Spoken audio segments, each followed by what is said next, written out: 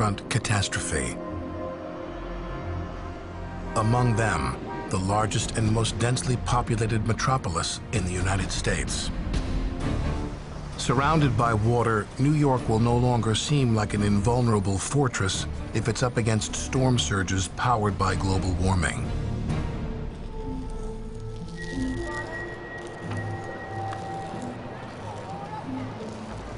There's a Federal Hall here. Stock Exchange behind me. We're probably at about 15 feet above sea level, Alex. Right. The year 2050, At +4 degrees, this could be beachfront property. flood to this level as well. Same damage. So now we're moving up to Broadway. Armed with elevation maps and climate forecasts, Professor of Geophysics Malcolm Bowman and one of his graduate students plot the course future flooding could take through New York's financial district. What will happen, there could be massive flooding in parts of New York City, parts of Manhattan here, especially the lower part. We could say that could be the flood line for a Category 3 hurricane hitting at high tide, a direct hit on New York City.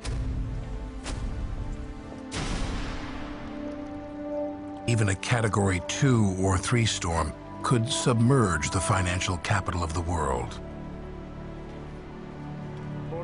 New York is supremely vulnerable, both above and especially below the city streets, where much of the city's infrastructure is below sea level. The utilities that power New York are all buried underground: electric, water, and one of the most extensive subway systems in the world. Without them, the city would shut down. The subway system is always fighting water. We pump almost 10 million gallons of water a day out of our subway system. We are, in many cases, the lowest point of New York City, lower than the sewer system. If millions of gallons of water are already flooding into New York's subway system every day, imagine the scope of the problem as ocean levels rise. For New York City, the problem is no longer theoretical. They have brought in one of the federal government's most technologically advanced agencies to assess the impact global warming may have. This NASA team uses computer models the same way generals calculate battle scenarios. These are war games. That's basically New York City versus a superstorm surge as sea levels continue to rise. We don't necessarily notice the effects here in a major city like New York of, say, a 1 or 2 foot sea level rise every day, but we do notice it when a storm arrives. people's houses are going to be flooded. They're going to have to be evacuating. Computer simulations reveal a city in the wrong place at the wrong time.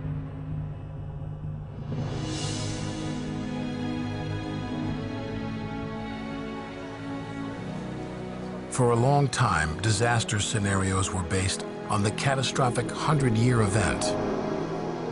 In a world warmer by 4 degrees, they could come every 4 or 5 years. We're not just talking about rising sea level, we're talking about huge dislocations. I think it's a catastrophic scenario for humankind. If a megastorm hits on top of a major sea level rise, it will mean destruction on an epic scale.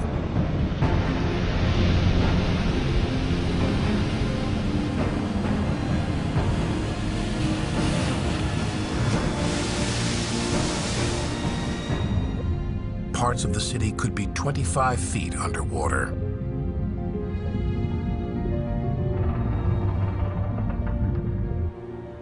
One thing is clear: unless we limit the impact of global warming, major coastal cities will have to spend many billions of dollars to protect themselves.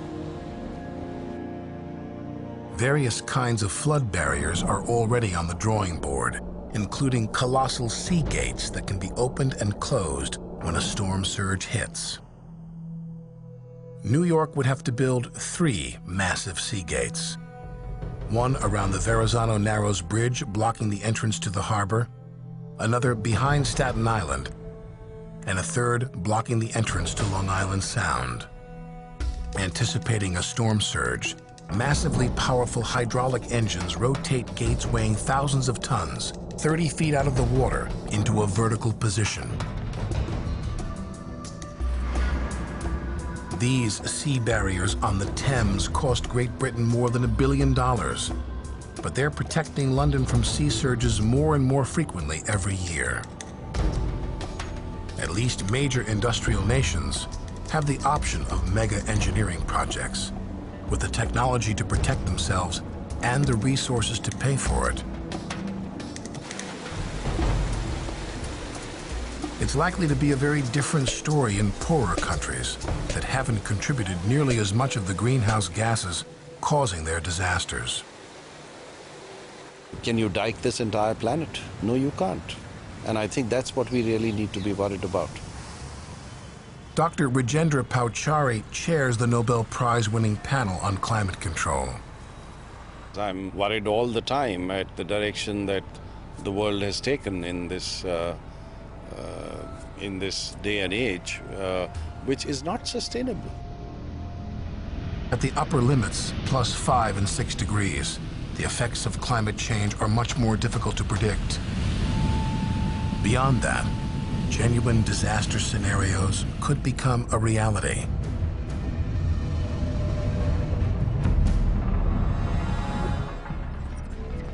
If the world warms 5 degrees, 2 massive uninhabitable zones spread into once temperate regions of the northern and southern hemispheres.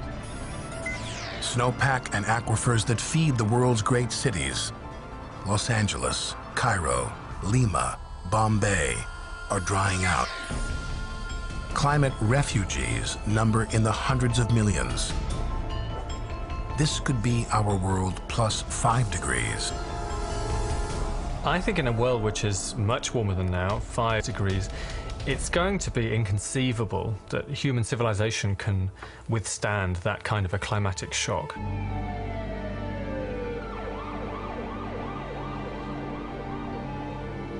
Now we enter the twilight zone of climate change, a nightmare vision of life on Earth. Perhaps most frightening of all is how much we can't know. Traditional social systems would break down.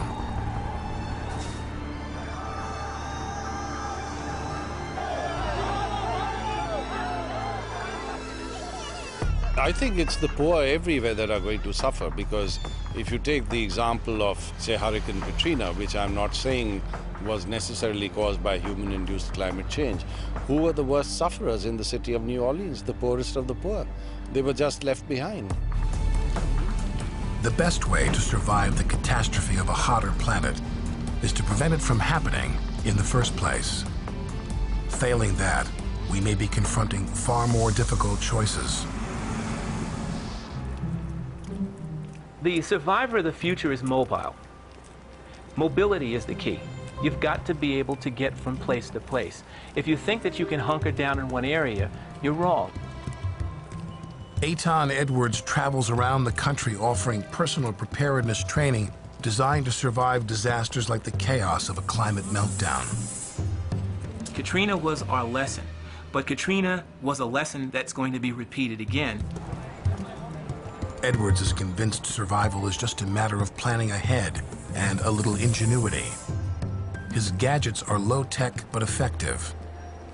In New York City, because there's so many windows and doors that you've got to move through and get out, a critical tool would be a mini pry bar. I carry mine with me all the time. It's not likely we'll reach +5 degrees in our lifetime, but Edwards has prepared everything he and his family might need, just in case. And what we have here is what I call the urban nomad bag. And that means you're going to basically have a bag that is your home. So you need everything that you have in your home in the bag. If the worst should happen, Edwards is ready to become a New Age hunter-gatherer, carrying what he needs on his back, living off the resources he finds along the way. Well-stocked first aid kit. These are toiletries. You can put about 5 gallons of water in this. Regular old ramen noodles. Old military mess kit. This is a 6-person tent. People don't think that you can actually have, carry your home with you. There is no more permanence. In fact, they should probably remove the word permanence from the dictionary at this point. It's the death of permanence. It's all about mobility. If we allow global warming to take off that far, I really do see a situation where we have conflict across vast areas of the globe as the people who remain and the people who survive fight it out with each other for what remains of the world's resources. And it can get even worse.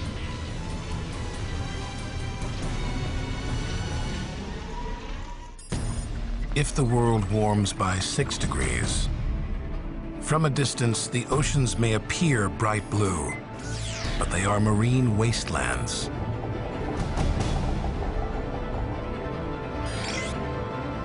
Deserts march across continents like conquering armies. Natural disasters become common events. Some of the world's great cities are flooded and abandoned. This could be our world plus 6 degrees. Warmings of 6 degrees over longer time periods have been associated with some of the most devastating mass extinctions which have ever taken place. So it's certainly fair to assume that if temperatures soar by 6 degrees within less than a century, that we're going to face nothing less than a global wipeout. 6 degrees of warming has been called the doomsday scenario. Our lives would never be the same again. But it's not all doom and gloom yet. Most experts believe we can awaken from the nightmare. Right now, the average temperature has only risen 0.8 degrees Celsius. But we don't have much time. 2 degrees hotter puts us on the brink of runaway global warming, when it could dramatically disrupt how we live our lives. The scientific reality seems to be that we have to, if at all possible, peak global emissions within the next 10 years, or by 2015. And this, of course, is an extremely tight timetable. We're talking about turning around the energy supply for most of humanity within the space of a decade. For anyone looking for solutions, there's no place like home. This is the Cohen residence, a pleasant 3-bedroom in Snowmass, Colorado. But lurking beneath the surface, an energy-eating monster. More than half the electricity in the United States goes into buildings in one form or another.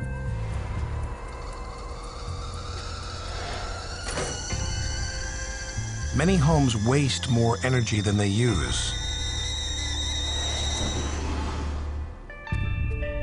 A team of eco-detectives is investigating the Cohen house for crimes against the climate.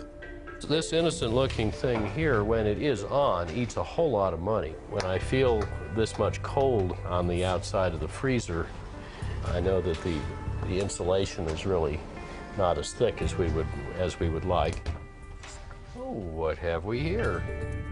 Climate change is a problem we don't need to have, and it's cheaper not to. For Amory Lovins, solutions start with efficiency. Bounce up on the ceiling, reducing the use of energy that produces CO2 emissions. I think once people understand that climate protection puts money back in your pocket because you don't have to buy all that fuel,